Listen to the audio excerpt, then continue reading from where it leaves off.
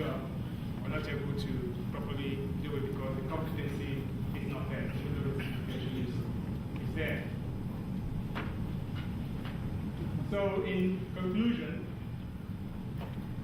I'm thinking that career C is no longer the dominant career path for manual graduates.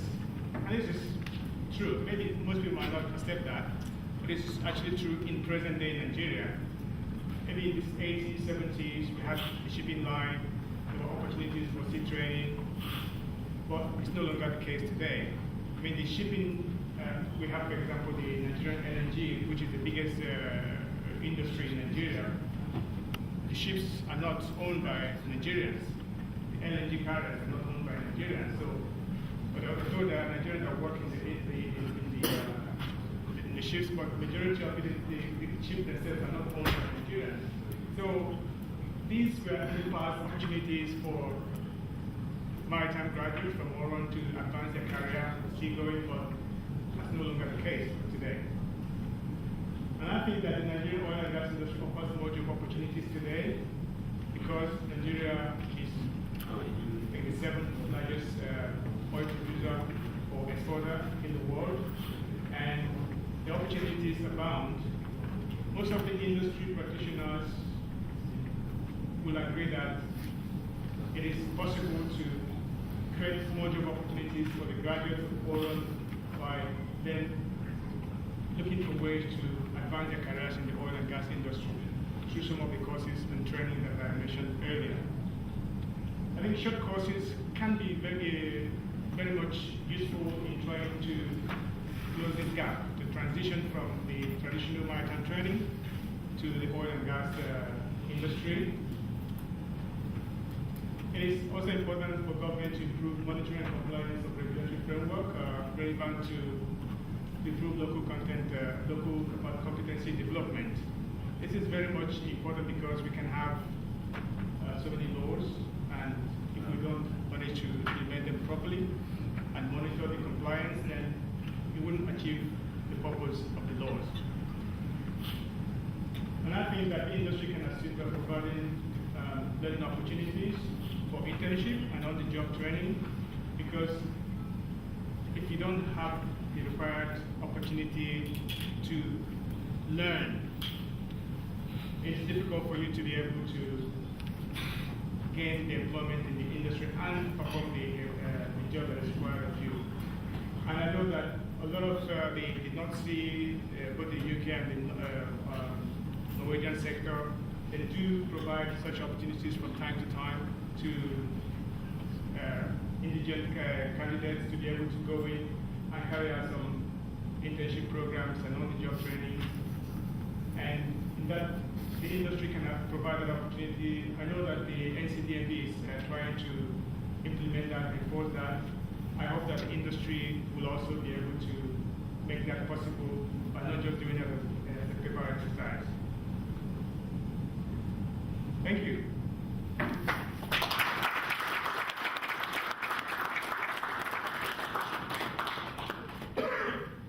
Austin, thank you very much indeed for an extremely thorough presentation on the practicalities of your business. Fascinating that we had these two speakers grouped together, because it's interesting to move from the training and the theory into the practicalities of the business. Now we've got time for questions, and if I might start by using the chairman's prerogative. Austin, I have a question for you. I should have meant to try and keep you back at the lectern. If somebody can pass you a microphone. In the UK, in terms of the split, in terms of responsibilities for health and safety, if you get on a boat to be taken out to a rig and there's an accident, it's investigated by the Maritime Coast Guard Agency. But once you get on the rig, you're covered by the UK landside health and safety regulations. How does it work in Nigeria? How does that work in Nigeria?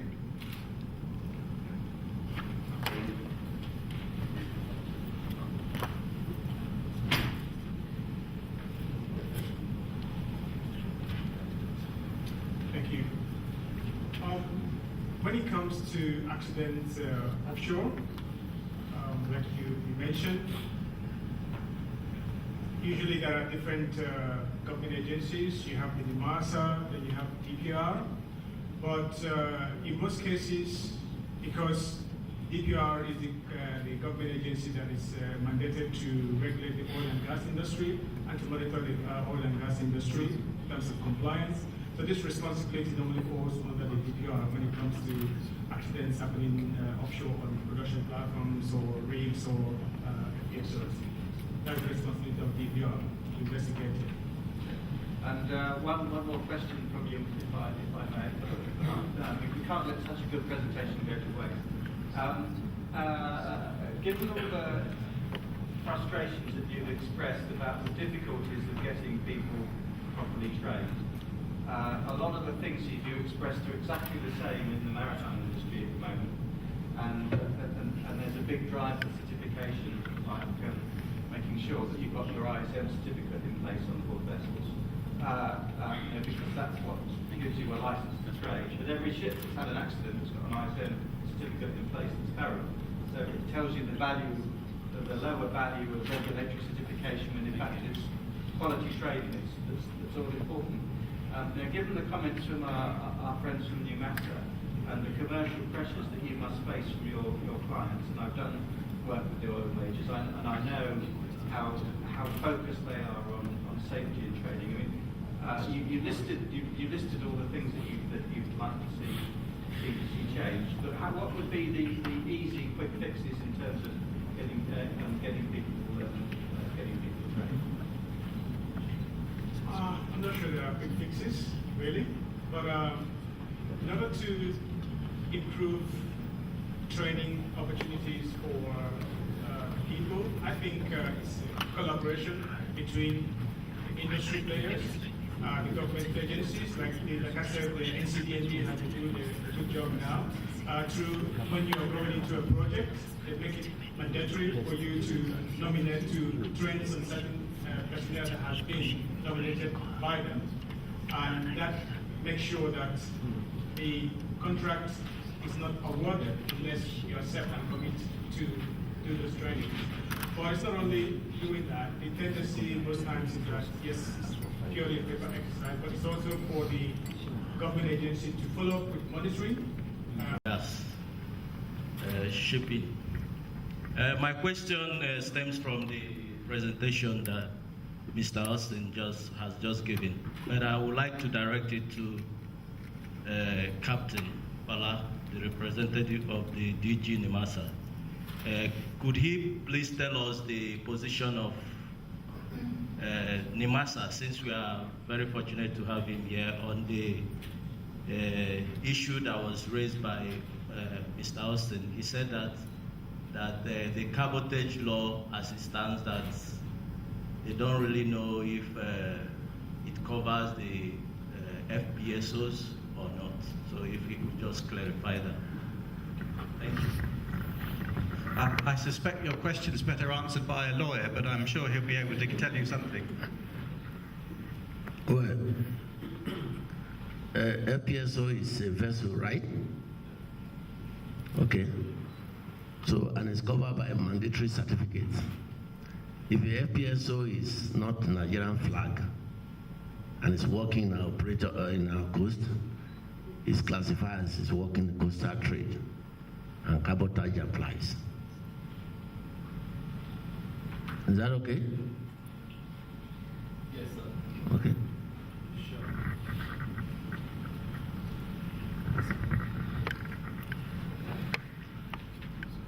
My name is Edubio, and my question is directed to the DG NIMASA, as represented by Captain Bala. Captain, please, recently we heard Nigerians, about 1,500, were picked from the streets and sent to various countries like Philippines and Egypt for maritime training.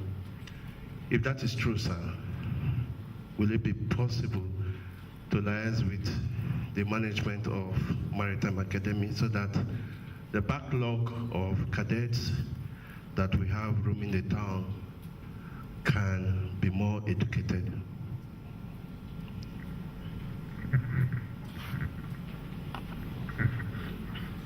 Okay, I think you stood up such. However, the answer to your question is no, because I learned you say pick from the street, right? The answer is no. So unless you rephrase your question, the answer is no, because nobody was picked from the street and sent to Philippines.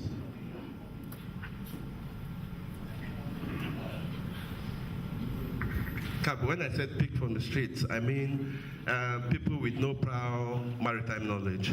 Like I understand it was widely influenced by politicians. They pick Mr. M's brother, Ambassador D's sister, and shipped to those countries.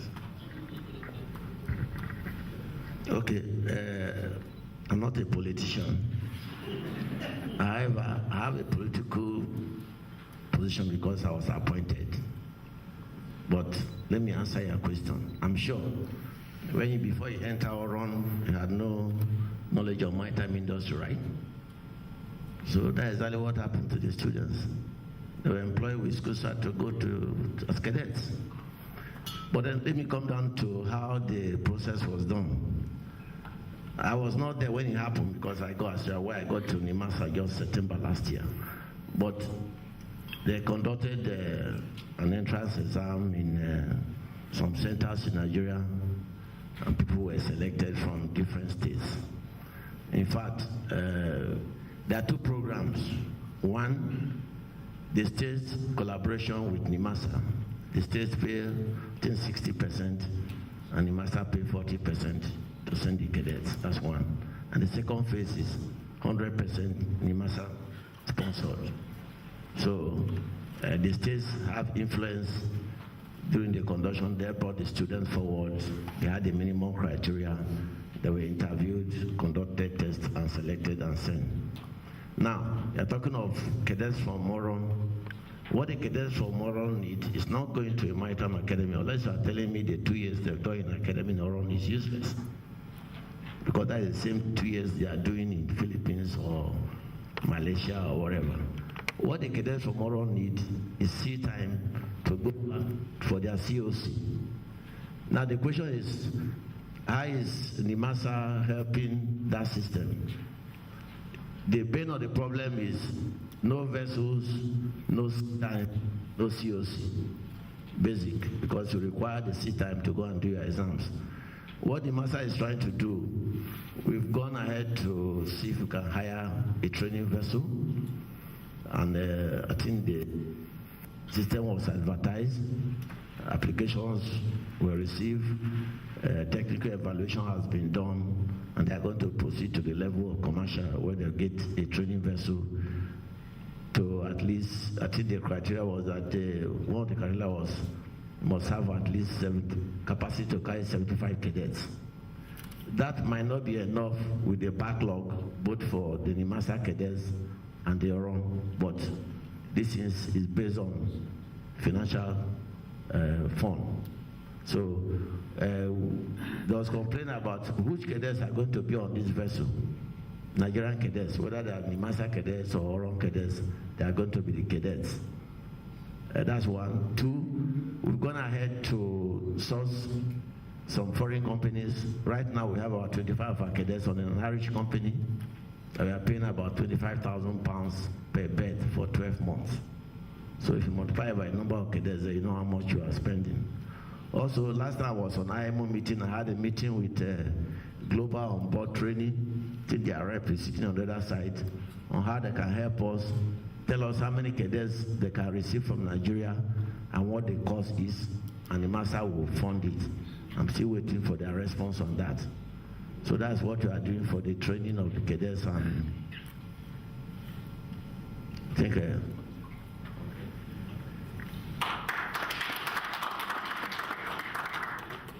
Captain Agaba, thank you very much for that very concise response. I'm very pleased that you're here, because what you're getting this morning are practical answers rather than the sort of froth that you hear sometimes from politicians. And this is very important. This problem about getting sea time for cadets isn't just a Nigerian problem. We have the same problem here in the UK.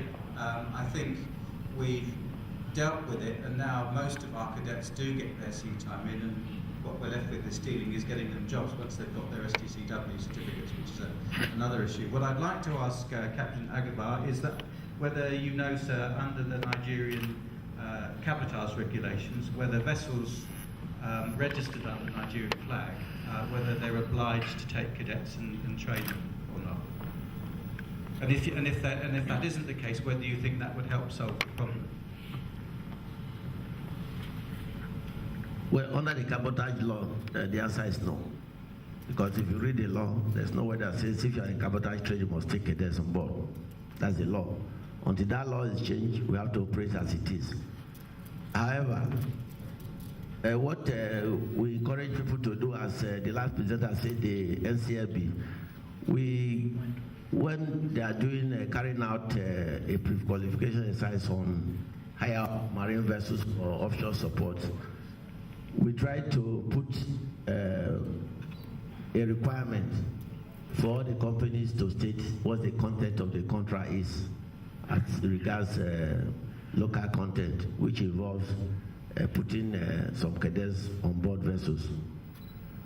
But we have to be very cautious here, because the vessels are existing vessels and they are built to carry crew. And if they are not cadet training vessels, you will not have a lot of capacity to carry cadets on board or trainers. So take a PSV, for instance. It has a crew of maybe 12, and maybe the available capacity of accommodation maybe 6 extra. And the 6 extra, sometimes you have drilling personnel that travel with the vessel. So available bed 1. Now, if you force that company to take 3 cadets, you're going to take out some of the drilling vessels and we affect their operations. So those are the issues on the ground. With the number of cadets we have in Nigeria, it's almost impossible to solve the problem that way. However, it is a step in the right direction. Also, there's another issue here. If you have the cadets on board offshore patrol vessels in Nigerian waters throughout their training, when they go for their certification, it's going to be classified home trade or near. You need international exposures. To go for foreign going certificate, you must be trained on the foreign going vessels. So when we are making plans to put cadets on coastal vessels, we should be very careful what we are going to end up, because they might end up having a certificate that can only work in Nigeria. That now become another issue. So those are the issues on the ground. We have to tread carefully on how to solve it. Thank you. I recognise that all the issues you've raised are real and practical, and certainly there is a problem with accommodation space on ships because of the extra people on board, and also the issue about people getting home trade experience as well. I know that other ports in Africa have the same problem. I did a study in East Africa a few years ago and benchmarked it against South Africa, and in South Africa, to try and get around this, they approached a ship management company, this is the Port Authority, and they were going to send their cadets away at sea with the ship management company so that they would go on the ships that the ship management company was managing and get their international sea time in, and then come back and go through the process to become tug captains and pilots. There's a slight problem when you give somebody an international STCW master's license, is it means that they can trade internationally and as an employer are exposed to the international market. Whereas if they've only got a home trade license, then they can only trade in local waters. So there are advantages and disadvantages to both approaches. Now, I know we've got people from the Georgia Maritime Academy here, and I'm sure that you faced some of these same challenges. And if you'd like to say anything that would help us this morning, we'd be very pleased to hear it.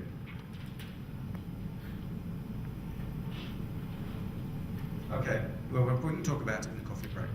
Now, I've got a little note here, and I've been asked to recognise the Honourable Barrister, and excuse the pronunciation here, Mr.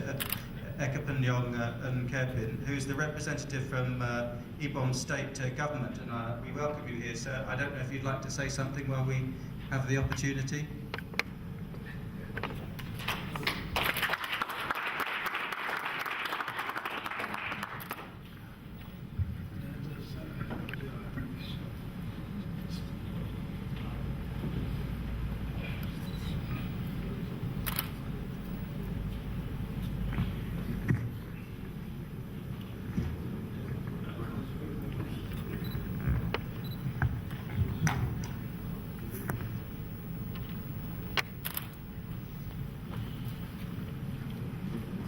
Thank you very much.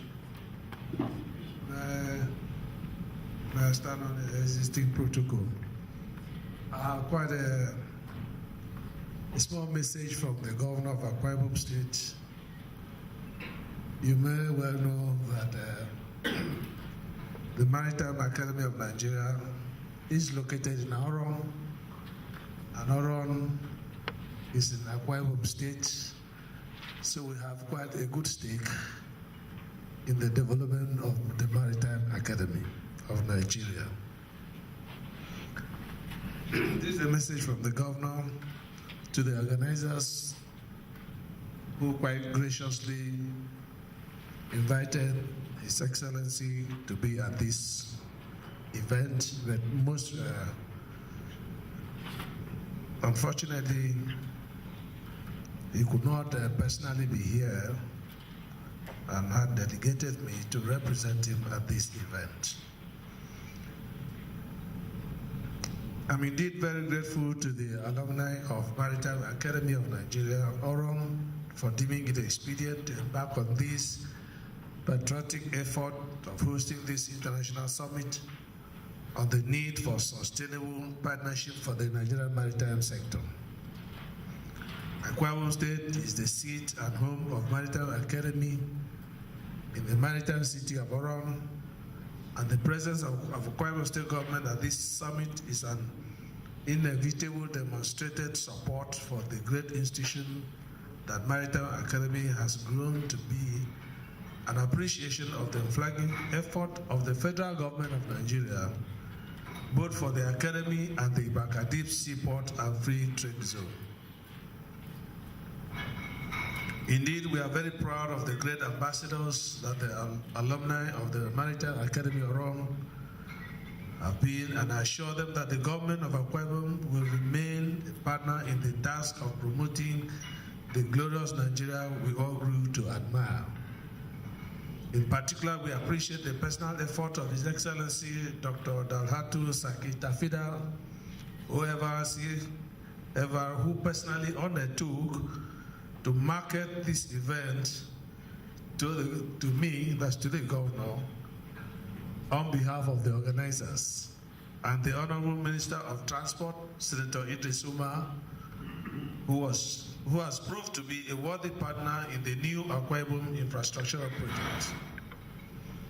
We are also grateful to the international participants for believing in Nigeria by their robust presence and participation at this event. Nigeria is a country on the positive march, the tide of adversity in the international media notwithstanding, and investing in the maritime sector now would be a wise exercise of discretion. It is appropriate that this summit takes a deeper insight into the Ibaka Deep Seaport and Free Trade Zone project in Akwa Ibom State. IDSP is a major public sector initiated modern greenfield port project, Nigeria's only deep sea port project in the east of Nigeria, combining deep sea port and free trade zone development in Akwa Ibom State, Nigeria, on a 14,400 hectare Ibom industrial city under a PP with the Nigerian Ports Authority representing the federal government of Nigeria. It is highly recommended to the august maritime participants at this summit, aimed at increasing capacity and efficiency of the port sector in Nigeria. The site is well located at the major international shipping route with deep water access. With access channel for deep sea vessels, anchorage area for vessels waiting for free berth or channel use, port or harbor basin, advantageous sheltering breakwater, berths and terminal area, terminal superstructure, equipment and facilities for all expected cargo types, ship repair yard, supply base for the oil and gas industry, additional beds, area and facilities for maritime service providers, self-supporting facilities, especially the 200 megawatts gas-fired power plant, and free trade zone for logistical and value-added activities.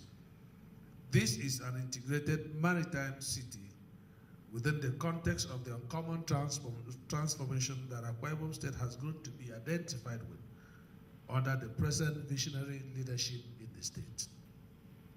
The state government is to connect this city to an expanded and dualized 30 to 40 kilometer existing road to the east-west road under construction by the federal government, and further linked to the first state government-owned and the fastest growing private airport in Nigeria, the Ibom International Airport, UYO. Ibom Airport itself would be a complementary delight to the seaport. This airport, with the unsurpassable record of 3,600 by 600 meters runway in Nigeria, has its maintenance, repairs, and overhaul facilities and cargo handling facilities under spirited construction and due for commissioning before 2015. It is not feasible to sufficiently avail you of the golden opportunities that the Bakadif Seaport and Free Trade Zone presents within the space and the context of this goodwill message. We shall therefore be open and available for exchange of ideas and interest in the development of the project. Once again, I want to congratulate the organizers and the participants in this very wonderful event. Thank you very much.